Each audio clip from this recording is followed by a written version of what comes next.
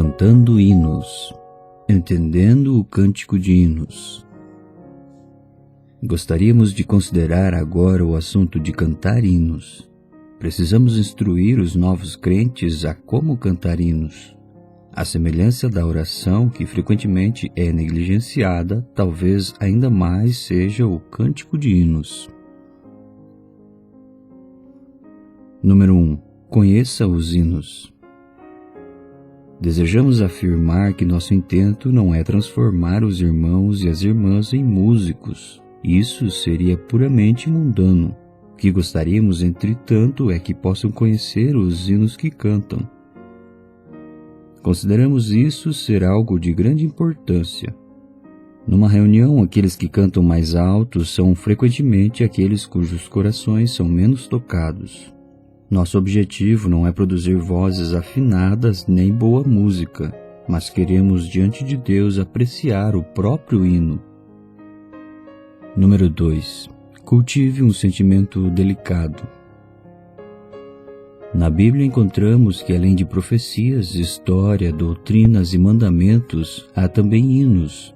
Creio que uma das razões fundamentais da presença de hinos nas Escrituras é para treinar o povo de Deus a ter sentimentos mais apurados e delicados. Deixe-me dizer algo mais sobre isto.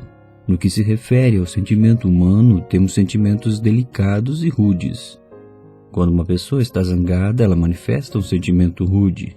Quando alguém é insensível, as emoções que revela não são gentis nem educadas. Deus quer que amemos, que demonstremos gentileza e que sejamos misericordiosos e graciosos. Ele deseja que sejamos compassivos com os outros. Sua vontade é que cantemos ainda que em cadeias e que louvemos seu nome em tempos de sofrimento. Tudo isso requer sentimentos delicados. Quando alguém ama, seu sentimento é muito intenso. Quando tal pessoa é misericordiosa, sua emoção é de fato suave e cheia de ternura. Quando perdoa, sua emoção é muito especial. Quão diferente é um sentimento rude do sentimento de quem perdoa. Quão delicado e terno é o sentimento do nosso Senhor quando Ele nos mostra misericórdia. O caminho pelo qual Deus conduz seus filhos é o de exercitar mais e mais os seus sentimentos com respeito à ternura e delicadeza. Ele não deseja que nos tornemos cada vez mais embrutecidos. Ao treinar seu soldado, o mundo lhe ensina a ser mais insensível, pois se for lutar e matar, as suas emoções precisam ser treinadas nessa direção. Mas a direção cristã é totalmente oposta. Deus conduz nosso sentimento a ser mais delicado e cheio de ternura. Número 3. A expressão dos sentimentos mais ternos do homem. Poemas ou hinos revelam os sentimentos mais ternos do homem. O sentimento que expressamos na oração não pode exceder em sua delicadeza aquele expresso ao entoarmos hinos. É o propósito de Deus que tenhamos sentimentos delicados. Por esta razão, na Bíblia, Ele nos dá abundantemente todos os tipos de poemas. Não temos apenas os salmos, os cânticos dos cânticos e lamentações, mas também encontramos outros poemas permeando as sessões históricas e até mesmo os mandamentos. Mesmo nas cartas de Paulo, que são tão cheias de doutrina, inconscientemente ele intercalou alguns poemas. Uma coisa maravilhosa de se observar é que quanto mais tempo uma pessoa for cristã e quanto mais ela tiver aprendido diante de Deus, mais ternos se tornarão seus sentimentos. Suponha que você venha à reunião hoje usando um pesado par de sapatos. Seus passos podem ser ouvidos ao longe e você parece mais como um soldado do que como um cristão. Se ao entrar você tropeça nesta cadeira e naquela mesa, não dará a impressão de ser um cantor. Para irmãos e irmãs serem capazes de entoar hinos, eles mesmos precisam ser delicados como um poema. Desde o dia em que foi salvo, Deus começa a cultivar sentimentos delicados em você. Os sentimentos rudes que você tinha anteriormente não vão ajudá-lo a ser um cristão. Para ser um bom cristão, você precisa ter sentimentos delicados. Número 4. Incenso para Deus. Já utilizei esta metáfora antes. Incenso nas Escrituras às vezes representa oração e às vezes um poema de louvor a Deus. Incenso vem de árvores, é a seiva de uma árvore, é a extração da própria vida da árvore. Quando essa seiva é transformada em incenso e queimada perante Deus, produz um aroma muito delicado. Não é o queimar de madeira, de cascas, de troncos ou de folhas, mas é o consumir da seiva que foi extraída. É algo que flui do interior e assim se torna um poema de louvor a Deus. 3 requisitos básicos dos hinos. O que é um hino ou poema? De acordo com o que lemos na Bíblia, um hino ou um poema correto deve atender a ao menos 3 requisitos básicos. A falta de qualquer desses 3 requisitos torna o hino inutilizável. Número 1. Solidez da verdade. O primeiro critério para que um hino seja utilizável é solidez na verdade. Muitos hinos estão bem qualificados em outros aspectos, mas se houverem erros quanto à verdade, conduzirão os filhos de Deus a um sentimento errado. É extremamente difícil para as pessoas se aproximarem de Deus se estiverem cheias de erros humanos. Ao cantar, devemos deixar nossos sentimentos delicados se elevarem a Deus. Se houver erro na verdade, enganamo-nos a nós mesmos e deixamos de tocar a realidade. Deus nunca nos permite interagir com Ele segundo os hinos que cantamos. Ele apenas nos permite interagir com Ele de acordo com a verdade que possuímos. Em outras palavras, só podemos nos aproximar de Deus em verdade. Aquelas coisas que não são da verdade não são aceitáveis. Exemplo 1. Consciência confundida com coração. Já li hinos evangelísticos com letras tais como "O sangue de Jesus lava os nossos corações". Após ter lido o Novo Testamento mais de 100 vezes, nunca encontrei o texto que afirmasse que o sangue de Jesus lava os nossos corações. O mais próximo disso é o que encontramos no livro de Hebreus, que diz: "Tendo os corações aspergidos de má consciência". Hebreus 10, versículo 22. O sangue não purifica o coração, purifica a consciência. Tendo nossos pecados lavados pelo sangue do nosso Senhor, nossa consciência não mais nos acusa diante de Deus. Você percebe como um pequeno erro pode fazer-nos praticar uma inverdade? Nosso sentimento delicado não é usado devidamente, e isso é uma questão muito séria. Os filhos de Deus serão conduzidos a uma posição errada se o hino que cantam for incorreto quanto à verdade. Nossos corações não são purificados pelo sangue. De fato, nossos corações nunca podem ser completamente lavados. Enganoso é o coração do homem e não pode ser purificado através da lavagem. O ensinamento bíblico sobre este assunto do coração é: "Dar-vos-ei novo coração, tirarei de vós o coração de pedra e vos darei coração de carne". Ezequiel 36, versículo 26. Quando alguém crê no Senhor, em vez de ter seu coração antigo lavado, Deus lhe dá um novo coração. Portanto, a verdade é que nossa consciência, não nosso coração, é purificada de sua ofensa. A verdade demanda exatidão absoluta. Exemplo 2. Falta de clareza sobre dispensacionalismo. Muitos hinos são bastante vagos no que concerne a quem são dirigidas as suas palavras, bem como a que época tais palavras se referem. Muitas vezes não sabemos se as palavras devem ser cantadas como provenientes de Abraão ou Moisés, Pedro ou de nós mesmos, judeus ou cristãos. Simplesmente não sabemos. Não estamos certos se devem ser cantados sob a antiga ou a nova aliança. Falta-lhes clareza dispensacionalista. Ao cantar certos hinos, às vezes você sente como se estivesse entoando cânticos de anjos, que não têm uma experiência pessoal de redenção. Em outras ocasiões, sente-se como se ainda estivesse sob a antiga aliança, pois não há nenhuma confiança ou segurança nos cânticos. Tais hinos nos trazem um claro entendimento do mover de Deus em termos das dispensações, e falham em nos mostrar que agora estamos na dispensação da graça. Esses cânticos nos levam a uma posição errada.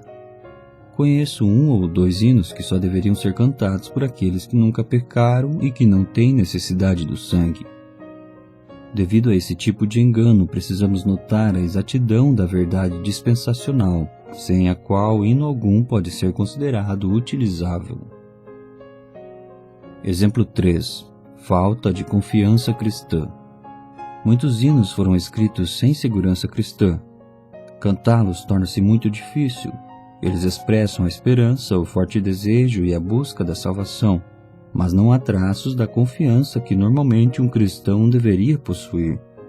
Devemos nos lembrar que quando nos achegamos a Deus, aproximamo-nos cheios de fé e confiança. Se o cantar nos der o sentimento de que estamos no átrio exterior, então quem canta não é filho de Deus, mas apenas uma pessoa que gostaria de estar do lado de dentro. Isso cria um problema quase que intransponível, uma vez que coloca o cristão numa falsa posição. A posição de um cristão por saber que é salvo é cheia de confiança. Todos os hinos que não expressarem essa confiança não deveriam ser cantados por cristãos por não serem consistentes com a verdade. Exemplo 4. Conceitos errados sobre entrar na glória após a morte. Outra falha comum em hinos é o falso conceito sobre a entrada de cristãos na glória logo após a morte. Muitos hinos dão essa impressão. Sabemos, entretanto, que o homem não entra na glória após a morte. A entrada na glória é outra questão bastante diferente. Após a morte, aguardamos a ressurreição. O Senhor adentrou a glória após a sua ressurreição e assim está conosco também. Tal ensinamento é claro na Bíblia. Hinos que induzem o sentimento de glória após a morte não deveriam ser cantados por serem contrários à realidade.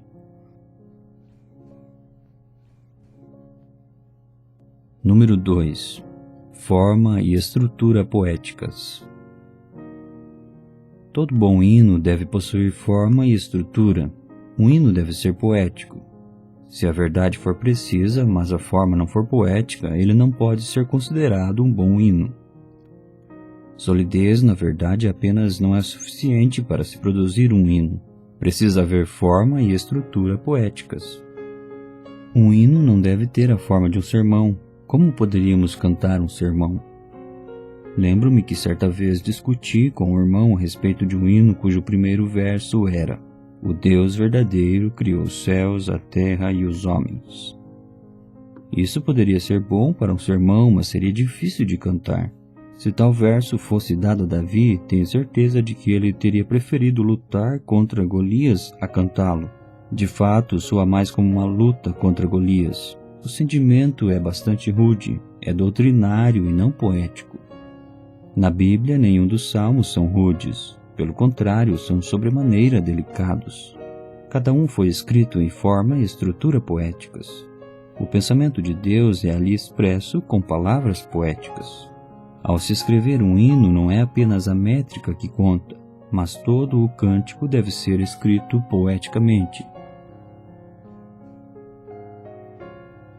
Número 3. Tocando a realidade. O hino requer que a verdade seja expressa de forma correta. Requer estrutura e forma poéticas, mas também precisa de um toque espiritual. Com o sentimento espiritual. Para ilustrar, vamos usar o Salmo 51, que trata do arrependimento de Davi. A verdade está correta e o salmo é escrito poeticamente. Suas palavras foram minuciosamente escolhidas, não se trata de um clamor falado abruptamente. Ao ler esse salmo, tornamos-nos conscientes do arrependimento de Davi, e, no entanto, nunca o consideraríamos apenas como uma doutrina, pois o salmo toca em realidades espirituais. Produz em nós, portanto, sentimentos espirituais. Referimos-nos a isso como sendo o encargo do salmo. Davi se arrepende e esse profundo sentimento de arrependimento permeia todo o salmo. Em outras palavras, um hino deve ser capaz de tocar suas emoções profundamente. Dependendo do conteúdo, pode tanto fazê-lo chorar quanto regozijar-se. Não deve ser composto de forma poética apenas se lhe faltar o poder de levar as pessoas às lágrimas e ao regozijo. O sentimento poético é necessário a um hino, sentimento este que não podemos deixar de experimentar. Como poderíamos cantar um hino sobre arrependimento e sentir vontade de rir? Ou cantar um hino de louvor e não sermos elevados espiritualmente? Confiante no sentimento. Um requisito essencial de um hino é que deve levar a um sentimento real, ou seja, um sentimento que toca a realidade espiritual. Não pode ser um hino sobre consagração e, no entanto, não suscitar um desejo de se consagrar. Nem deveria ser um hino de louvor e não mover o coração a louvar, ou mesmo um hino de quebrantamento diante de Deus enquanto produz um sentimento contrário, de orgulho próprio. Um hino não deve ser preciso apenas na verdade objetiva, mas deve também ser eficaz em tocar o coração. Além disso, se for um bom hino, deverá ser capaz de tocar algo de realidade espiritual em sua vida. As 3 seguintes características devem coexistir em um hino: exatidão da verdade, escrita poética e o toque da realidade espiritual. Um hino que meramente apresenta um assunto não se qualifica como um bom hino. Frequentemente sinto que os salmos têm uma característica especial, isto é, expressam os verdadeiros sentimentos do salmista. Quando está feliz, o salmista salta de alegria. Quando está triste, pode chorar. Seus sentimentos são genuínos. Ele não mede suas palavras, mas expressa seu sentimento real. Os cristãos deveriam ser ensinados que um hino precisa ser preciso em doutrina, forma e sentimento.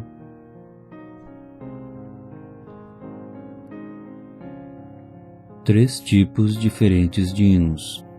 Há 3 tipos diferentes de hinos na Bíblia.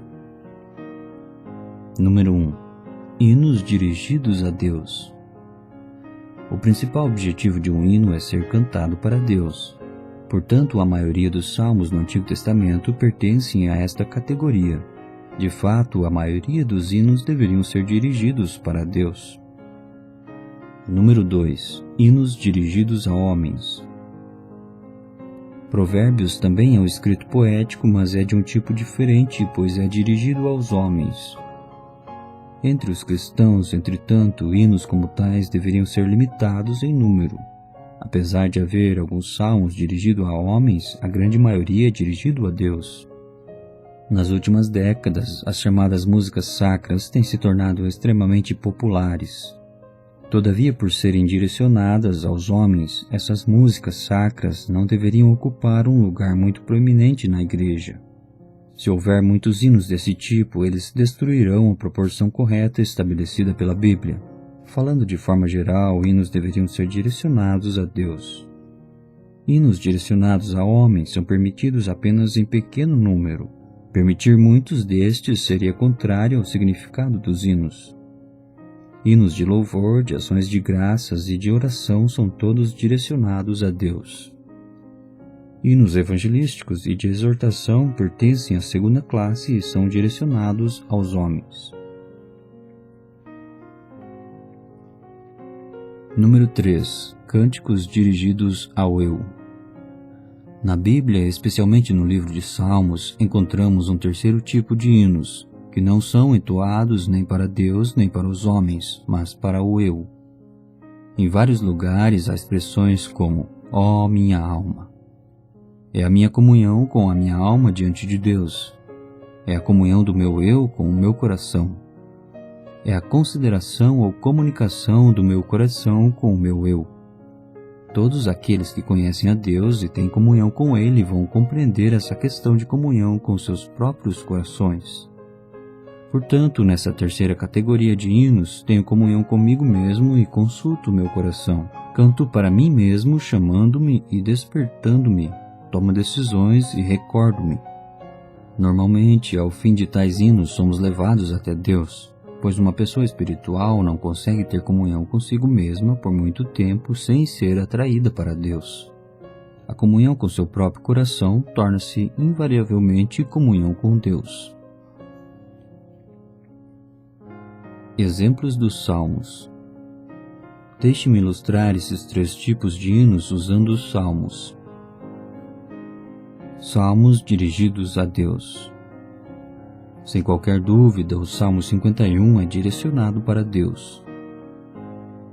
Esse é um salmo muito conhecido que trata o arrependimento de Davi após ter pecado. Arrependimento é sempre em direção a Deus. Compadece-te de mim, ó Deus, segundo a tua benignidade. Se analisarmos esse salmo segundo os 3 requisitos essenciais de um hino, reconhecemos que quanto à verdade, este salmo é preciso. Quanto à expressão, poético, e quanto ao sentimento, espiritual. Gosto de tocar o pulsar do coração do salmista. No recôndito me fazes conhecer a sabedoria. Purifica-me com sopo e ficarei limpo. Lava-me e ficarei mais alvo que a neve. Tanto a enunciação quanto o sentimento interior são muito poéticos. Essas não são simples frases, mas são expressões poéticas cheias de emoção. Salmos dirigidos aos homens. Não são poucos os salmos que são dirigidos aos homens. Por exemplo, considere o Salmo 37. Há várias passagens aqui que são dirigidas aos homens. Parece uma pregação, um sermão em forma poética. O Salmo 1 e 2 também podem ser considerados como pregações para homens, mas ambos também se voltam para o Senhor. O Salmo 133 fala do óleo da unção derramado sobre os homens.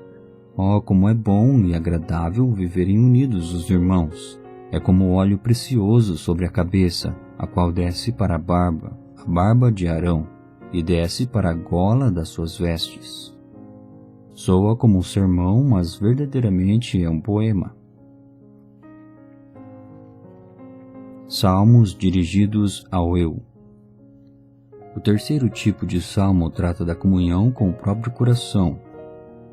Dentre eles destaca-se o Salmo 103, no qual um homem tem comunhão com o próprio coração diante de Deus. Bendize, ó minha alma, ao Senhor, e tudo que há em mim bendiga o seu santo nome. Aqui há como que um afinado dueto. O sentimento do escritor é reforçado pela expressão de um mesmo pensamento em 2 formas diferentes. Nos poemas, frequentemente encontramos tais reiterações. Isso ajuda a elevar o sentimento até que atinja o seu ápice. Também no Salmo 121 encontramos consulta com o próprio coração. Elevo os meus olhos para os montes, de onde me virá o socorro?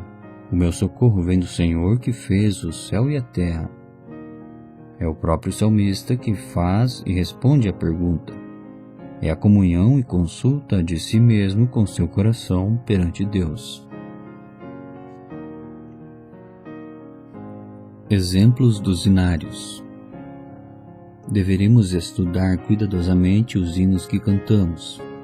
Tais hinos deveriam ser escolhidos a partir dos 3 critérios mencionados acima. Alguns hinos são bastante fortes no que diz respeito ao primeiro e terceiro critérios, mas são fracos no segundo. Por exemplo, quanto ao sentimento e à verdade, os hinos escritos por A.B. Simpson são muito precisos. Mas às vezes os hinos desse nosso irmão soam mais como sermões. Tais hinos não são suficientemente poéticos. Creio que aqueles que pregam muitos sermões deveriam escrever menos hinos. Consideremos alguns hinos típicos. Hinos dirigidos a Deus. Tais hinos não precisam sempre ser dirigidos a Deus, nem o nome de Deus precisa ser mencionado, contando que sejam cantados para Deus. Exemplo. Estrofe 1. Ouçam, milhões de vozes clamando unanimemente, Cordeiro de Deus. Milhares e milhares de santos respondendo imediatamente despertam o acorde ressonante. Creio que em poucas ocasiões nestes 20 séculos tem havido um hino que exceda a este na sua grandiosidade. O hino foi escrito por Darby. Logo quando o escreveu tinha 15 estrofes, mas em 1881, quando o autor e o Sr. Wigram o adaptaram para ser cantado, o hino foi encurtado para 7 estrofes. Posteriormente, várias pessoas fizeram pequenas alterações, uma para melhor, outras para pior. Ao ler o hino, naturalmente sentimos que estamos sendo levados para a cena descrita em Apocalipse capítulo 4 e 5. O hino nos impressiona com a situação do universo após a ascensão do nosso Senhor. Nele vê-se o Calvário, a ressurreição e a ascensão. O céu é cheio de glória, um nome é dado ao Senhor Jesus. A esse nome todo joelho se dobra em adoração e toda língua confessa como Senhor. Nos céus, na terra e debaixo da terra surgem cânticos de louvor. Todo o universo está entoando seu louvor. Quão cheio de entusiasmo é o ambiente. Todos vêm para louvar o seu nome. Tal hino não poderia ser escrito por alguém com menos competência espiritual. Repentinamente rompe-se o som. Ouçam milhões de vozes clamando. Milhões de vozes se unem clamando. Eu, um pequeno cristão, pequeno como um verme, sou incluído nesse ouçam. Milhões de vozes clamando unanimemente, Cordeiro de Deus. Juntos exaltamos o Cordeiro com um só coração. Darby, enquanto escrevia o verso do responso, parece introduzir-se no meio do exército de santos. Milhares e milhares de santos respondendo imediatamente despertam o acorde ressonante. Isso traz à nossa mente os capítulos 4 e 5 de Apocalipse, quando o Cordeiro de Deus é aclamado como o único digno. Por um lado, há milhões e milhões e milhares de milhares proclamando-o em grande voz. Digno é o Cordeiro que foi morto, de receber poder e riqueza e sabedoria e força e honra e glória e louvor. Antes que suas vozes silenciassem toda a criatura que há no céu e sobre a terra, debaixo da terra e sobre o mar e tudo o que neles há, respondeu: Aquele que está sentado no trono e ao Cordeiro, seja o louvor e a honra e a glória e o domínio pelos séculos dos séculos. Como tal resposta soa aos ouvidos humanos? Imediatamente desperta um acorde ressonante. Chega como uma explosão de ilimitada força. Nesse ponto, você se sente como alguém bem pequeno que está sendo conduzido para dentro de uma cena de grande magnificência. Esse hino começa com um esplendor que o faz um dos grandiosos louvores do universo. Ainda que o nome de Deus não seja mencionado, é evidente que tudo está dirigido a Ele.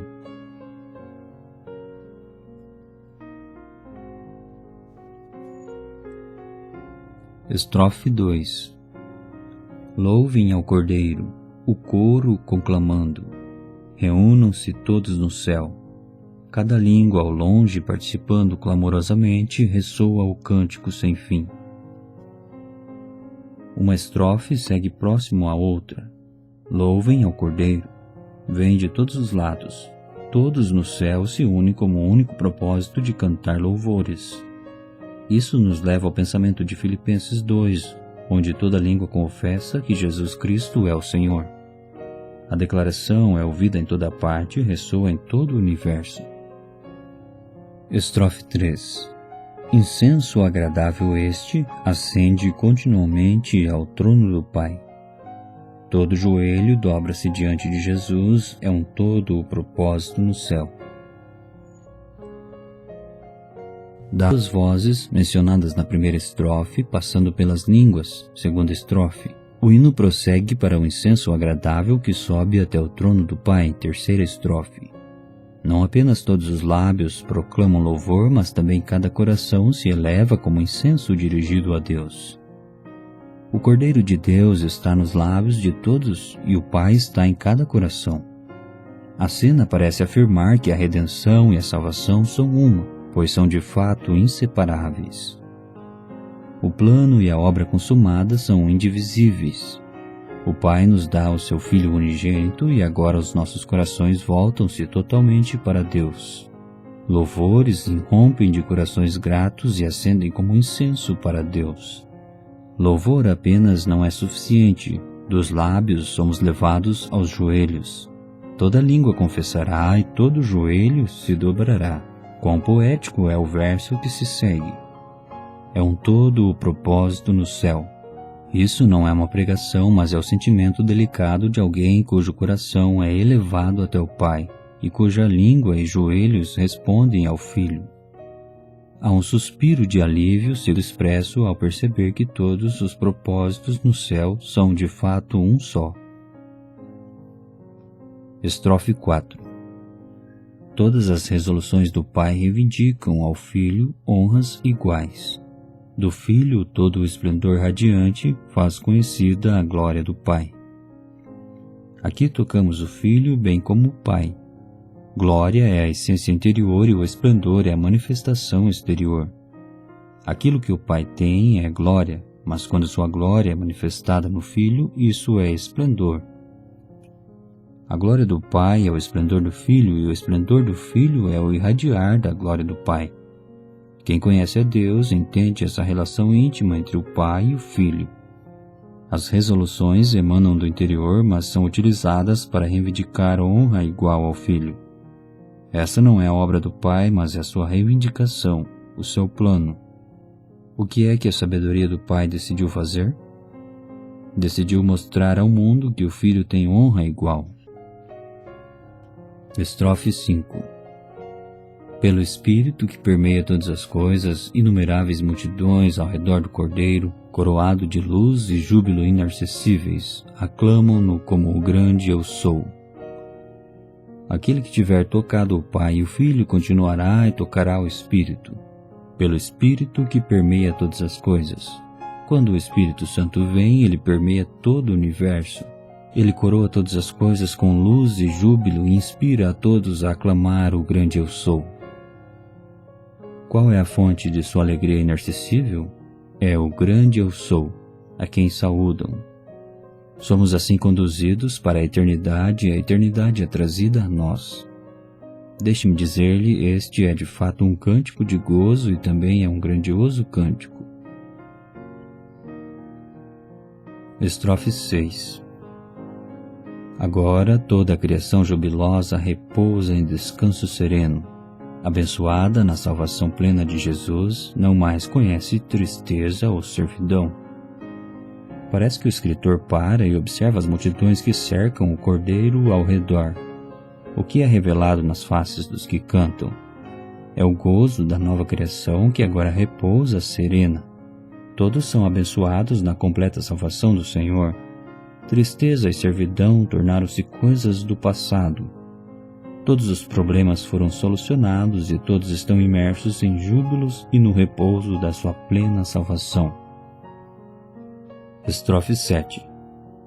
Ouçam, ainda mais alto se eleva o cântico ao ouvirem-se as notas novamente. E toda a abóbada da criação está soando o responso do júbilo. Amém, amém. Contemplo e admiro essa nova criação. Ouçam, as vozes de louvor se elevam mais uma vez. Uma coisa maravilhosa acontece.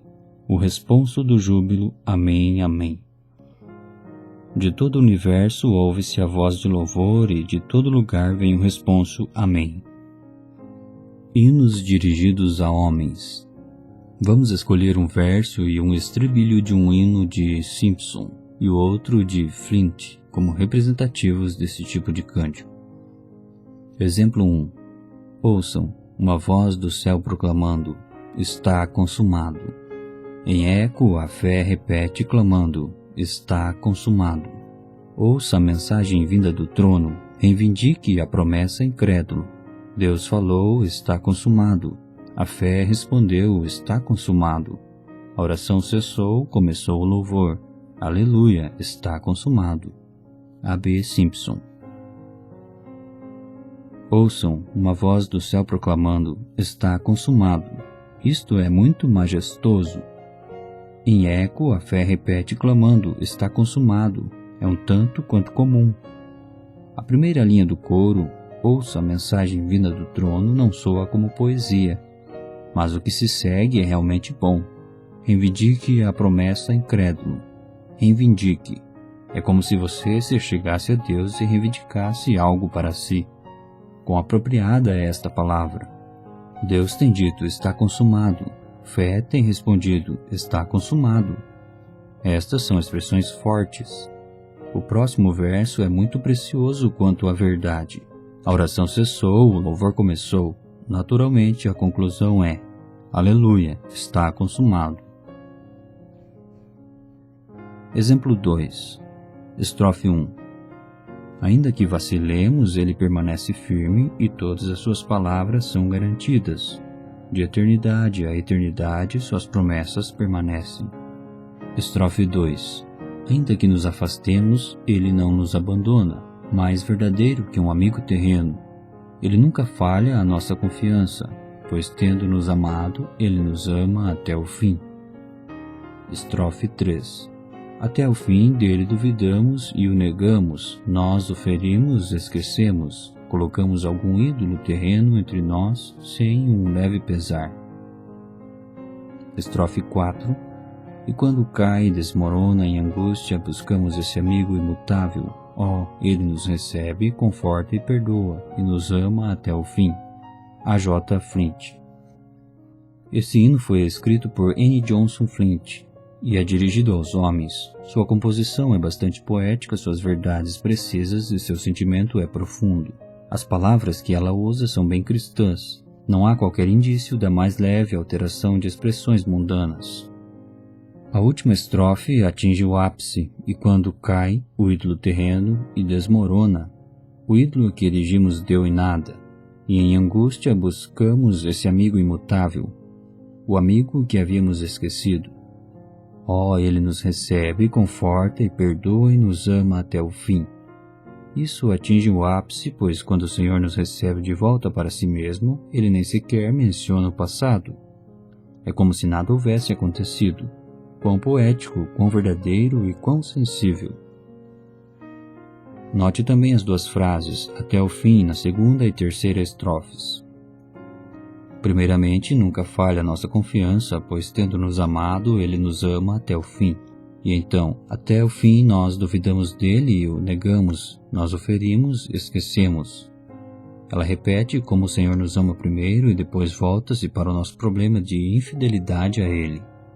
A senhorita Flint foi verdadeiramente uma poetisa. Tanto seu sentimento quanto sua expressão são poéticos. O ponto que gostaria de realçar é o seguinte: a menos que os irmãos e irmãs aprendam como ler hinos, seus sentimentos não serão delicados. É por isso que devemos ler com grande cuidado todos os salmos da Bíblia, bem como os hinos. Hinos dirigidos ao eu. Não há muitos hinos que expressam a nossa comunhão com o nosso próprio coração. Alguns nesta categoria têm um sentimento rude, parecem carecer de um sentimento profundo diante de Deus. Soam como se o autor os tivesse escrito descuidadamente sem ter passado por profundas provações e sentimentos. O seguinte hino, entretanto, é exatamente o oposto. O seu sentimento é muito delicado. Se o caminho que trilho leva-me à cruz, se a estrada que tu escolhes para dor e perda conduz, que a recompensa diária a cada hora seja uma comunhão sem sombra contigo, bendito Senhor. Se há menos do gozo terreno, dá-me, Senhor, mais do celestial. Que o Espírito te louve, ainda que o coração esteja partido. Se doces laços terrenos, Senhor, rompem-se ao teu comando. Seja o laço que nos une mais doce, mais achegado. Ainda que o caminho seja solitário, alegre-o com o teu sorriso. Sejas tu meu companheiro durante minha breve estada na terra. Senhor, não seja meu viver egoísta, para que pela tua graça seja apenas um canal purificado, para que tua vida flua através de mim. Margaret E. Barber. Creio que este seja um dos melhores hinos do mundo. Foi escrito pela senhorita Margaret Barber. A composição como um todo é muito poética e o sentimento é bastante profundo. Revela um sentimento maduro. A primeira estrofe define o tom. A verdade é muito precisa, as expressões são muito ricas e o sentimento espiritual é bom. A segunda estrofe é a melhor de todas. O pensamento expresso ali acende bem alto. Quando a alma diz, se há menos do gozo terreno, a autora está falando consigo mesma. Isto é, está tendo comunhão consigo mesma, mas também está em comunhão com Deus, pois ela continua dizendo: dá-me, Senhor, mais do celestial. Caso haja menos na terra, dá-me mais do céu. Que o espírito te louve ainda que o coração esteja partido. Vê-se aqui como o espírito e o coração diferem. O coração pode estar partido, mas o espírito ainda louva. O sentimento continua na ascendente. Se doces laços terrenos, Senhor, rompem-se ao teu comando, seja o laço que nos une mais doce e mais achegado. O romper dos laços terrenos fortalece nossos laços com o Senhor. Quão delicado é o sentimento revelado aqui. Como a autora não pode subir mais, ela volta para encerrar com uma oração. Ainda que o caminho seja solitário, alegre-o com teu sorriso. Sejas tu, meu companheiro, durante minha breve estada na terra. Tais expressões como alegre-o com teu sorriso e durante minha breve estadia na terra são muito poéticas. Senhor, não seja meu viver egoísta, para que pela tua graça seja apenas um canal purificado para que tua vida flua através de mim. Nestes dias tenho apenas um desejo e é que não seja egoísta, mas um canal purificado para realizar tua vontade. Quão belo é esse hino! Toda a Bíblia é um poema. Na Bíblia, muitos poemas não são escritos com palavras, mas com ações. Considere João Batista. Quando ele fala do Senhor, quão poético ele é. Ele disse: o qual vem após mim, do qual não sou digno de desatar-lhe as correias das sandálias. João 1:27. Isso é poesia. Se alguém tem um sentimento rude, dirão quão inferiores são as outras pessoas comparadas a si. Apenas aqueles que aprenderam diante de Deus podem dizer do qual não sou digno de desatar-lhes as correias das sandálias. Lembre-se da história do filho pródigo e de como ensaiou um longo discurso para seu regresso. Pai, pequei contra o céu e diante de ti. Não sou digno de ser chamado teu filho. Trata-me como um dos teus trabalhadores. Lucas 15, versículo 18 ao 19. Quão pouco poético ele é. Mas note, seu pai, ao ver o filho ainda distante, corre até ele. Não culpa o filho por ter desperdiçado toda sua propriedade, nem lhe pergunta o que mais poderia fazer pelo filho. Ele simplesmente corta a fala do filho sem dizer uma palavra, ele beija seu filho. Não é isso poético? Deixe-me dizer-lhe, toda a Bíblia é um poema. Aqueles que são insensíveis quanto aos seus sentimentos são também incapazes de tocar o espírito da palavra. Damos graças a Deus porque sabemos que na eternidade futura nossos sentimentos serão mais ternos do que os que temos hoje. Sabemos que haverá mais louvores no céu do que orações na terra. Orações passarão e louvores preencherão a eternidade. Quão excelente será aquele dia quando nossos sentimentos se tornarem ternos. Não somos músicos, mas somos cantores. Hinos cristãos nos ajudam a desenvolver sentimentos espirituais delicados. Possamos assim aprender de maneira que possamos nos achegar a Deus com o espírito mais terno e sermos trazidos para mais perto dele. Que o Senhor seja gracioso para conosco.